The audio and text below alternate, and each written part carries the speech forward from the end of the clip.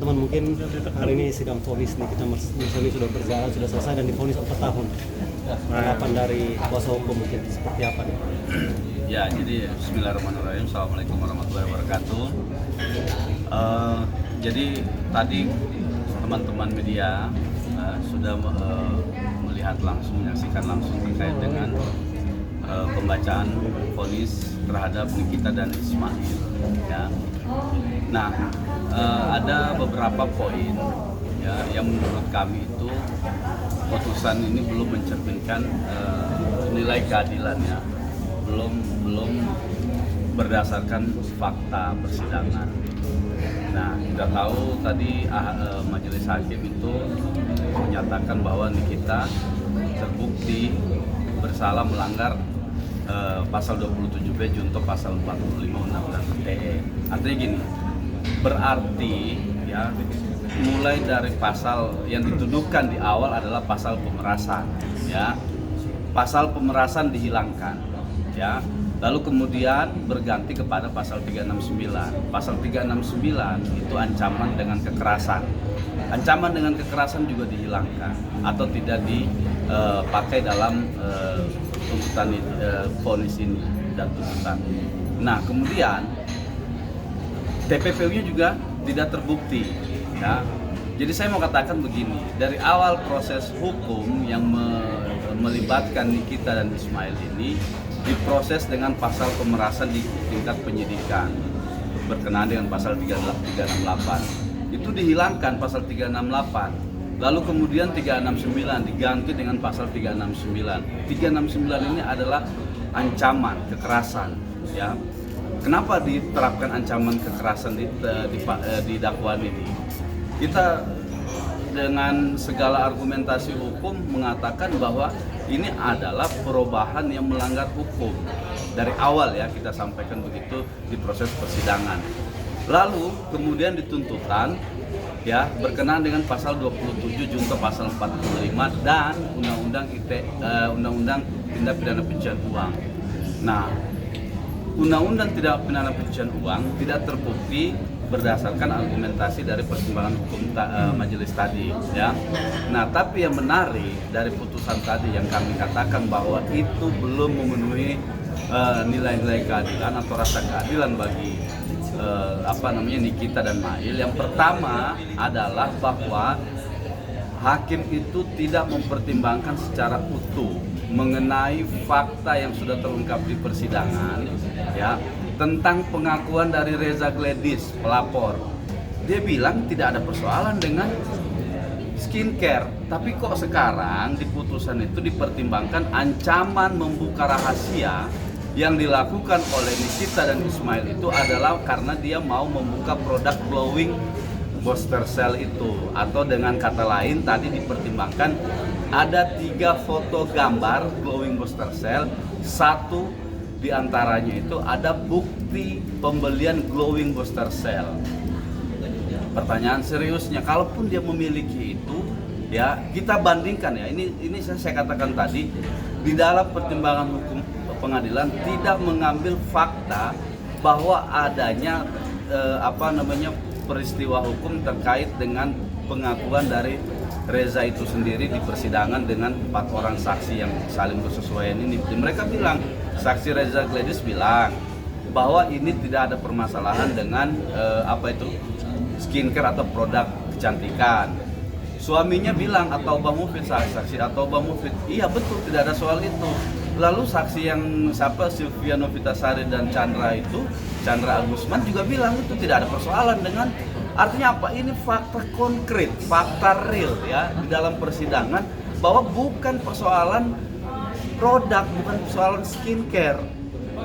Lalu mana fakta itu? Kenapa tidak dipertimbangkan oleh majelis hakim dalam putusannya? Malah dia mengambil fakta ya yang menurut kami itu adalah fakta belum teruji di pengadilan. Ya soal tadi itu pembelian 3 gambar glowing booster cell itu ya katanya dipakai alat untuk mengancam.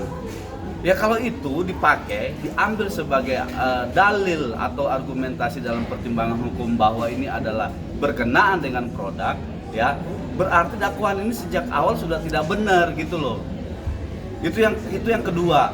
Soal apa? Di dalam dakwaan dikatakan Nikita itu mau mengancam itu karena mau akan speak up.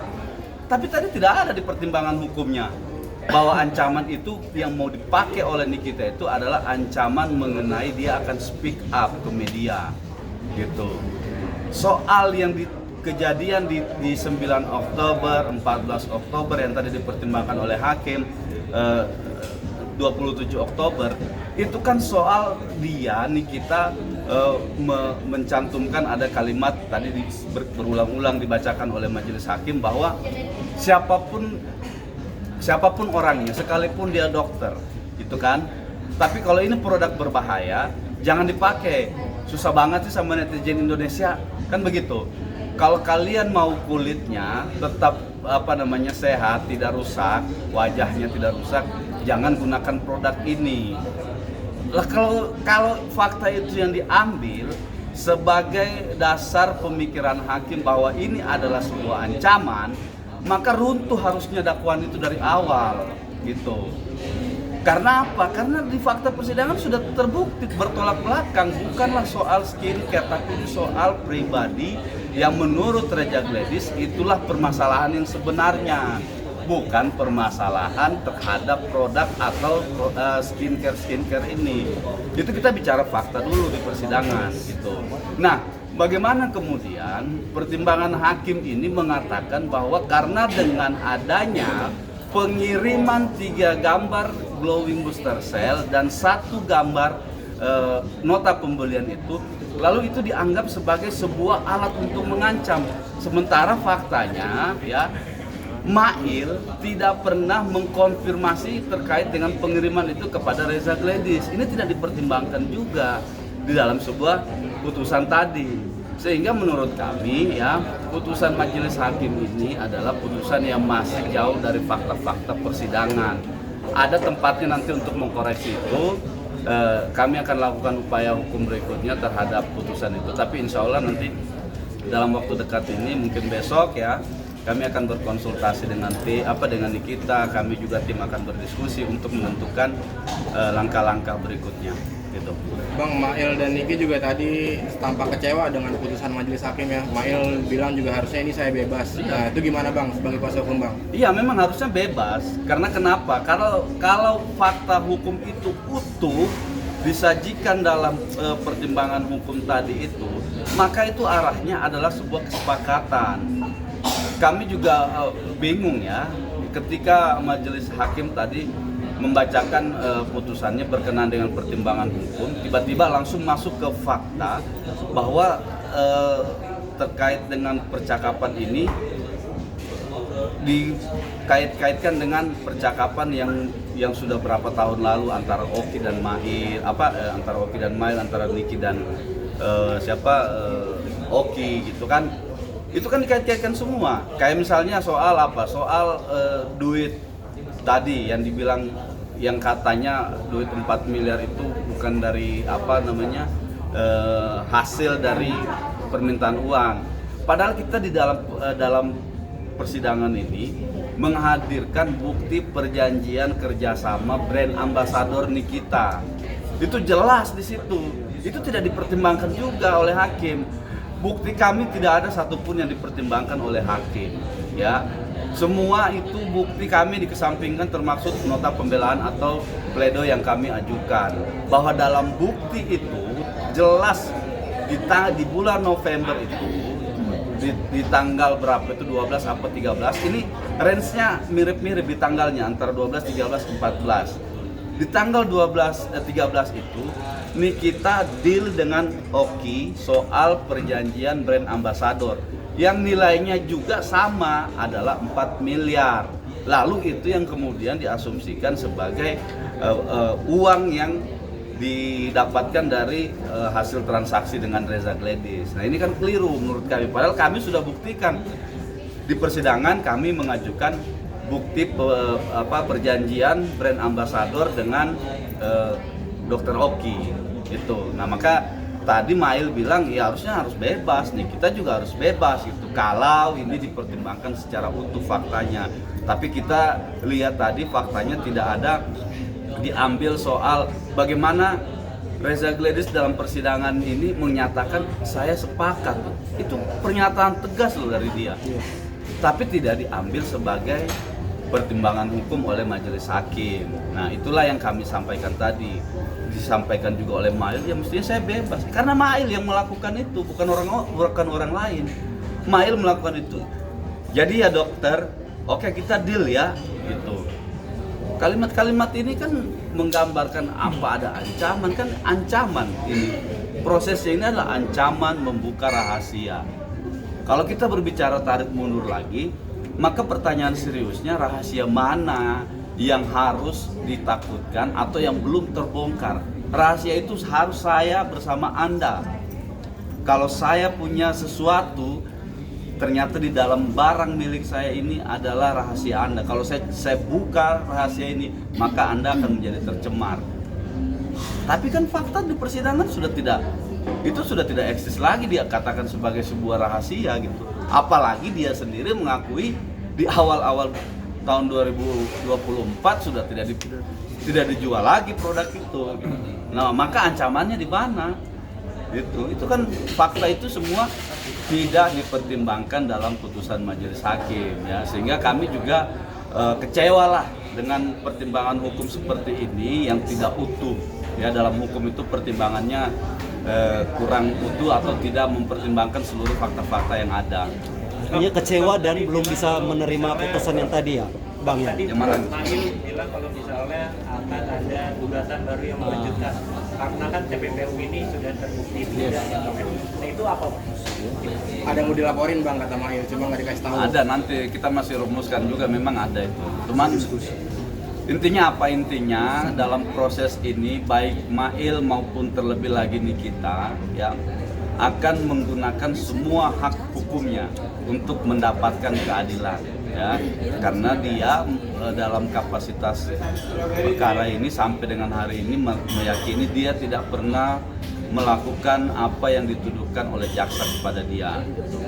Jadi soal itu upaya-upaya itu nanti kita rembukan dulu sama tim ya, ada beberapa tim juga yang belum sempat hadir. Nah, nanti juga kami akan sampaikan itu di persidangan berikutnya, di pertemuan berikutnya. Artinya bakal ngajuin banding Bang apa gimana Bang? Apa? Bakal ngajuin banding apa? Kemungkinan besar kita akan banding, tapi nanti besok ya saya belum bisa pastikan ini karena harus berkomunikasi juga sama Nikita gitu kan, sama tim juga harus memantapkan diri gitu. Ada ketakutan kondisinya bertambah Bang? Mana? Kalau ngajuin banding? Kalau kita benar kenapa takut? Jangan banding mau di tingkat manapun kita ikut, tapi kita harus punya keyakinan dulu bahwa kami benar gitu. Jadi kalau kita merasa ada ketakutan nanti dinaikkan segala macam, berarti kita sendiri tidak yakin dengan kebenaran yang kita bawa begitu. Bahkan sampai kita juga membuat surat kepada presiden, apakah karena memang tidak adilnya hukum yang Itu salah satu bagian dari hak yang dipakai oleh Nikita, meminta perlindungan kepada presiden ya untuk memantau kasusnya dia ini ya. Ini kan kasus tidak cuma selesai di sini saja, nanti akan berlanjut mungkin ke tingkat banding dan seterusnya, apakah mungkin sampai ke Mahkamah Agung. Nah, ini tidak akan selesai di sini, maka kita meminta perhatian dari Bapak Presiden ya untuk melihat kasus ini yang sejatinya diawali dari proses hukum keperdataan di mana di dalam itu terdapat negosiasi bisnis.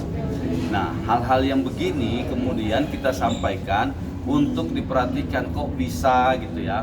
Ada persoalan yang ranahnya private, ranah hukum perdata, lalu kemudian dibawa ke hukum publik pidana gitu. Nah, korbannya siapa?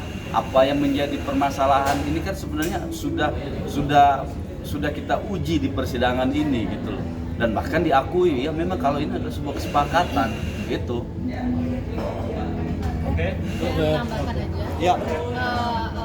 Dari kami dengan tetap menghormati dan menghargai putusan dari majelis hakim yang mengadili perkara dari Tanda tadi, tentu dari tim penasihat hukum mempunyai penilaian bahwa terhadap putusan dan pertimbangan majelis hakim ini belum sepenuhnya mempertimbangkan seluruh keterangan-keterangan saksi, ahli maupun bukti-bukti alat bukti lainnya yang ada di persidangan. Nah, yang kami sayangkan keterangan saksi Melvina yang dijadikan sebagai salah satu pertimbangan dari majelis hakim, ya menurut kami keterangan saksi Melvina tersebut dijadikan sebuah keterangan sebagai bahan pertimbangan. Menurut kami itu belum begitu tepat karena keterangan karena pada saat saksi Melvina tersebut tidak lagi mengikuti atau yang pembayarannya tidak lagi sanggup untuk membayar 15 miliar.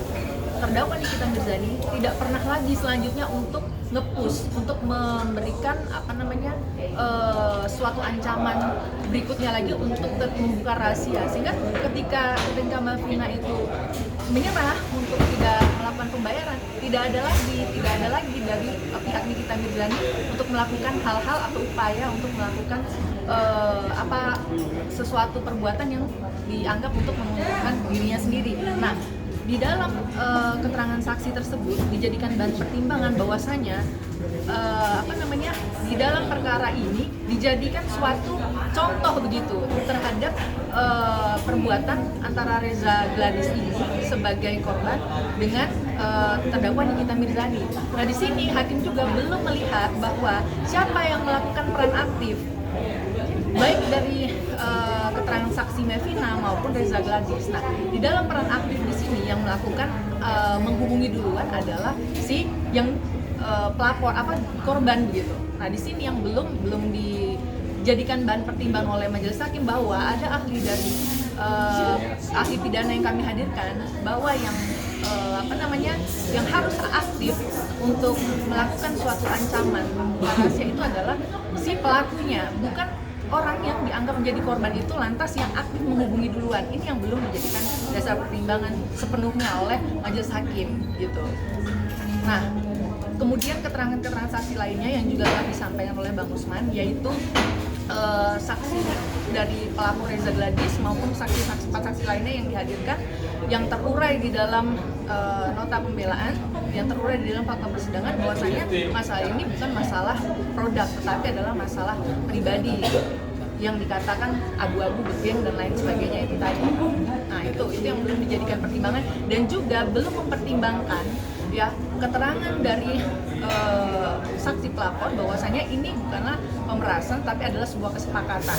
Berikutnya lagi belum mempertimbangkan dalam bukti percakapan WhatsApp yang mengatakan oke deal dan bagaimana kalau sudah 1 tahun minta diingatkan lagi. Nah, ini yang belum sepenuhnya dipertimbangkan oleh majelis hakim. Ada beberapa keterangan-keterangan lain itu yang belum dipertimbangkan, tetapi mengambil pertimbangan-pertimbangan dari saksi-saksi yang lainnya.